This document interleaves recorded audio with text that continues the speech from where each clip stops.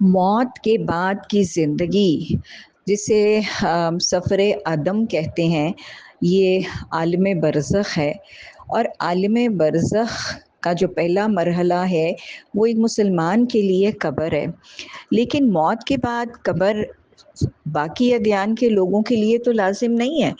تو آپ دیکھتے ہیں کہ بہت سے ادیان میں لوگوں کو جلا دیا جاتا ہے، یا کچھ دن جو ہیں وہ لوگ اپنے مردوں کو اوپر رکھ دیتے ہیں کہ جہاں سے چیلیں گدیں اسکیونجرز ان کو کھا لیتے ہیں۔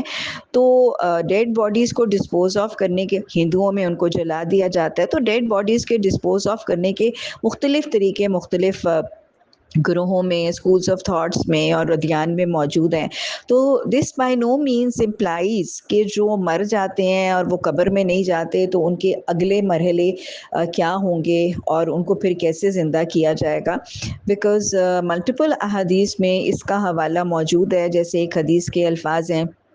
کہ موت کے بعد جو جس حال میں مرا ہوگا، یعنی جو ڈوب کے مرا ہوگا وہ وہیں سے نکلے گا، جس کو جلا کے راکھ کیا گیا ہوگا اور اڑایا گیا ہوگا، اس کی راکھ اور ایشز کو، اس کو ہوا میں سے وہ وارد ہوگا۔ جس کو کسی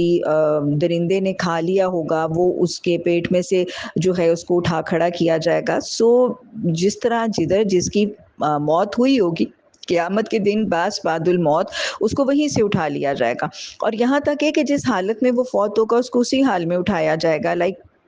ہمیں یہ آتا ہے کہ جو شہید جب اس کو قیامت کے دن اٹھایا جائے گا تو اس کے زخم سے خون کے قطرے بہہ رہے ہوں گے اور اسے کستوری کی خوشبو آ رہی ہوگی۔ تو یہ کانسیپٹ جو ہے اللہ کے لیے، جو جہاں جہاں پہ مرے گا اور جیسے جیسے اس کو موت آئے گی اس کو وہیں سے اٹھا لیا جانا جو ہے، اللہ کے لیے تو کلمہ کن ہے۔ ہم وہ حدیث میں واقعہ پڑھتے ہیں نا کہ ایک شخص جس نے ساری زندگی بڑی گناہ میں اور عصیان میں گزاری، اور اپنے موت کے وقت اس نے اپنے بیٹوں کو یہ تاکید کر دی کہ میری لاش کو جلا دینا اور اس کی راکھ میں آدھی کو ہوا میں اڑا دینا اور آدھی کو سمندر یا دریا میں بہا دینا۔ اور پھر جب اس کی موت کے بعد اللہ کی طرف سے کلمہ کن تھا اور اس کو پھر سے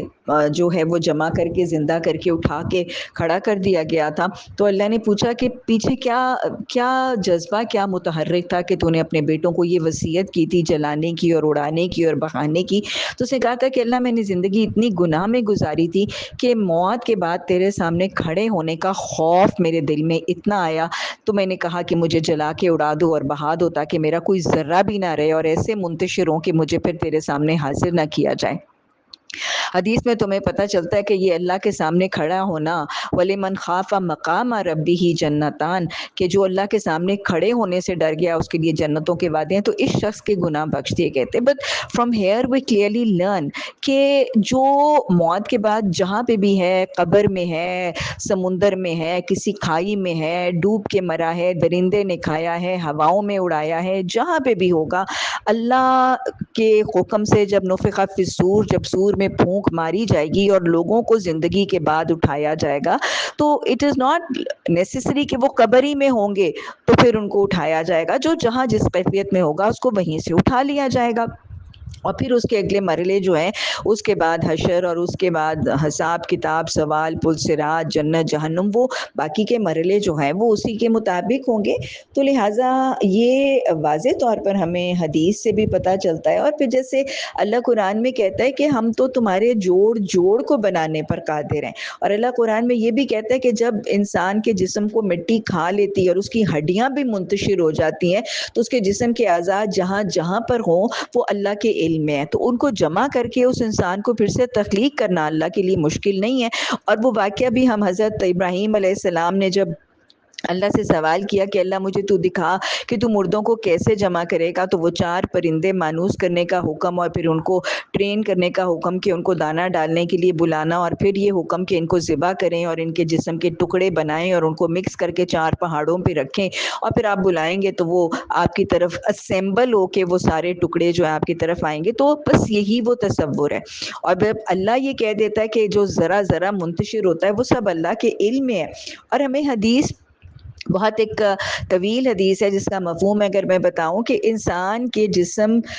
کی موت کے بعد زمین اس کے جسم کا ایک ایک حصہ کھا جاتی ہے اور اس کے جسم کے حصے پورے کے پورے منتشر ہو جاتے ہیں، یہاں کہ ہڈیاں بھی گھل مل جاتی ہیں اور ہڈیاں بھی منتشر ہو جاتی ہیں، لیکن ایک حصہ، جسم کا ایک حصہ جو سلامت رہتا ہے اور جو منتشر نہیں ہوتا، وہ ٹیل بون ہے،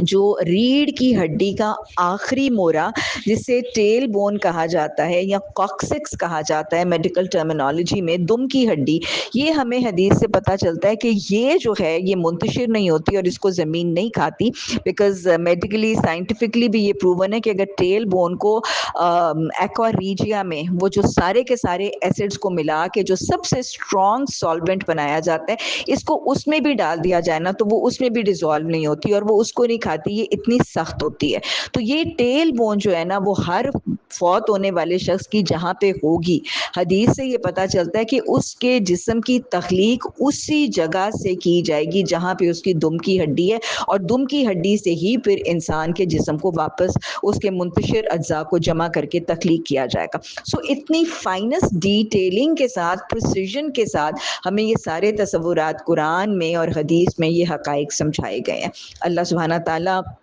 ہمیں زندگی بعد موت کے سفر کو یاد رکھنے اور اس کے مختلف مراحل کا تقوی اپنے دل میں پیدا کرنے کی توفیق عطا فرما، اور اللہ اس ابدی سفر عدم کی تیاری ہمیں زندگی میں کرنے کی توفیق عطا فرما، اور یہ دنیا کی حیات جتنی عارضی، جتنی غیر اہم ہے،